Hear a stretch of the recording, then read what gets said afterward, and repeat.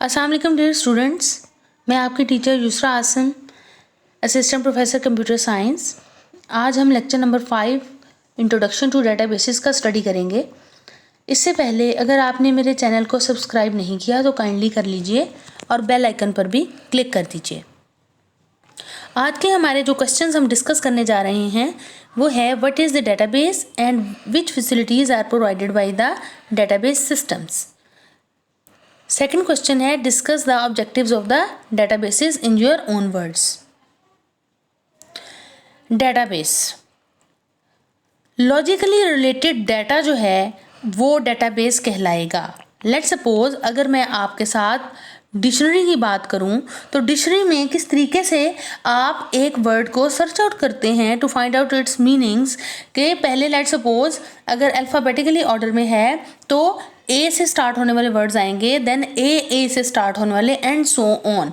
तो एक ख़ास तरीके से ऑर्गेनाइज्ड फॉर्म में डाटा जो है वो डिक्शनरी के अंदर मौजूद होता है ताकि आपको ढूंढने में सर्च करने में आसानी हो, मुश्किल ना हो।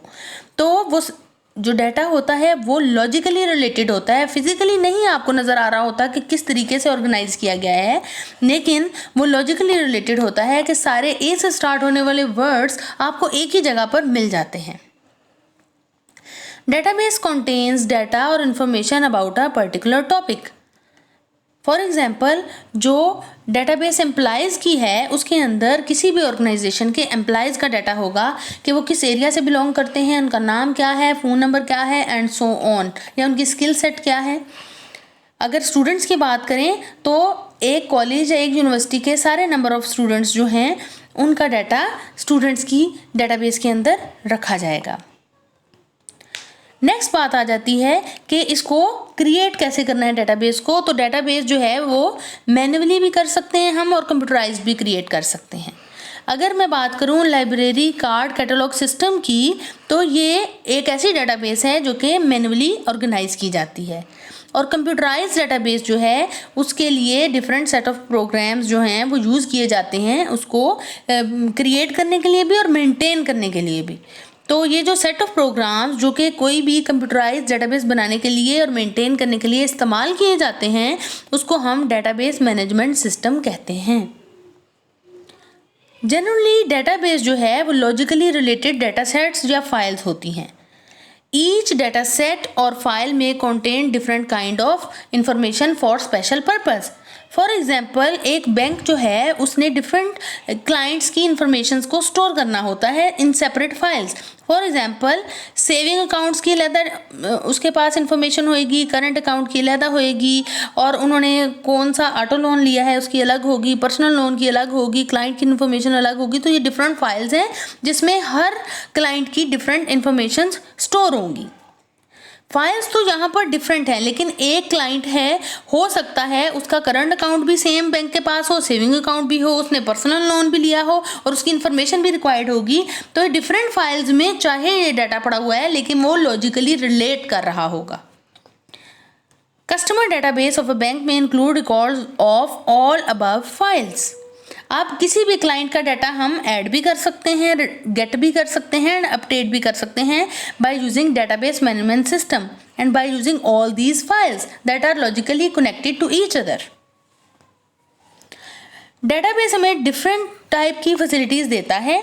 हम उसमें नए रिकॉर्ड्स जो हैं वो इंसर्ट कर सकते हैं, पुराने रिकॉर्ड्स का डाटा रिट्रीव कर सकते हैं, रिकॉर्ड्स को डिलीट कर सकते हैं, जो एग्जिस्टिंग रिकॉर्ड्स हैं उनको अपडेट कर सकते हैं, न्यू फाइल्स को ऐड कर सकते हैं और एग्जिस्टिंग फाइल्स को रिमूव कर सकते हैं। नेक्स्ट बात आ जाती है ऑब्जेक्टिव्स ऑफ द डेटाबेसेस। तो पहला ऑब्जेक्टिव जो है ये है डाटा इंटीग्रेशन। पहले हमने डिस्कस किया था कि फाइल बेस्ड सिस्टम जो होता है डाटा उसमें सेपरेट एंड इंडिपेंडेंट फाइल्स में स्टोर होता है, और इसी वजह से it is difficult to store and access data to and from different files. वहाँ पर डिफरेंट टाइप की रिडंडेंसी इश्यूज भी आ जाते थे, एक ही स्टूडेंट का डाटा मल्टीपल फाइल्स में होता था, एक्यूरेट रिकॉर्ड कौन सा है ये पता नहीं चलता था जब भी रिक्वायर्ड होता था, और ढेर सारे प्रॉब्लम्स थे। तो इसकी इन डेप्थ डिटेल के लिए आप मेरा प्रीवियस लेक्चर नंबर 4 देख सकते हैं। लेकिन डेटाबेस का जब कॉन्सेप्ट आया तो इसमें फाइल्स और टेबल्स और जितने भी ऑब्जेक्ट्स हैं इसके अंदर वो सारे सिंगल फाइल में इंटीग्रेट कर दिए गए। ठीक है, एक डेटाबेस के अंदर ढेर सारे टेबल्स हो सकते हैं, उनके आपस में ढेर सारे रिलेशनशिप्स हो सकते हैं। फॉर एग्जांपल, अगर मैं आपको एग्जांपल दूं कि टीचर टीचेज स्टूडेंट, तो टीचर एक इटसेल्फ एक एंटिटी है जिसके बारे में कंप्लीट इन्फॉर्मेशन हम डेटाबेस में स्टोर कर सकते हैं। इसीलिए स्टूडेंट भी एक एंटिटी है जिसका नाम, roll number and so on ढेर सारी फील्ड स्टोर हो सकती हैं, लेकिन इन दोनों एंटिटीज का आपस में जो रिलेशनशिप है वो टीचर्स का रिलेशनशिप है। तो एक डेटाबेस के अंदर ढेर सारे टेबल्स हो सकते हैं और उन टेबल्स को यानी कि एंटिटीज को एक दूसरे के साथ हम डिफरेंट रिलेशनशिप्स की बेस पे रिलेट कर सकते हैं, और इसी वजह से it makes it easy to retrieve and update the data. Logically data जो है यहाँ पर डिफरेंट फाइलों में बिखरा हुआ नहीं होता, बल्कि वो सेंट्रलाइज्ड होता है। फिजिकली डाटा जो है वो डिफरेंट सर्वर्स पर पड़ा हो सकता है, लेकिन वो चूंकि लॉजिकली रिलेट कर रहा है, सेंट्रलाइज कर रहा है, इसी वजह से कम्युनिकेशन इश्यूज भी नहीं आते। Next objective of the databases है डाटा इंटेग्रिटी। इंटेग्रिटी का मतलब है कि आपका डाटा करेक्ट हो, एक्यूरेट हो, हम उसे रिलायबल समझें। If a data item is stored in several files, जैसा हमने पहले भी डिस्कस किया था, तो सारी फाइल्स अपडेट होंगी जब भी उस एक डाटा का रिकॉर्ड, एक स्टूडेंट का रिकॉर्ड चेंज होगा। लेकिन अगर हमने उसको सेंट्रलाइज किया हुआ है डेटाबेस के ज़रिए, तो डेफिनेटली एक रिकॉर्ड को एक ही बार में अपडेट करने से उसका पूरा रिकॉर्ड जो है वो करेक्टली हमारे पास आ जाएगा जब भी रिक्वायर्ड होगा। Integrity is usually expressed in terms of certain constraints, और इस मकसद के लिए डिफरेंट कंस्ट्रेंट्स यानी कि रूल्स बनाए जाते हैं। These are the consistency rules that check the data before storing into the database. For example, let's suppose कोई सब्जेक्ट है, उसके 100 मार्क्स हैं, तो कभी ये पॉसिबल नहीं होगा कि किसी बच्चे के 101 मार्क्स आ जाएं।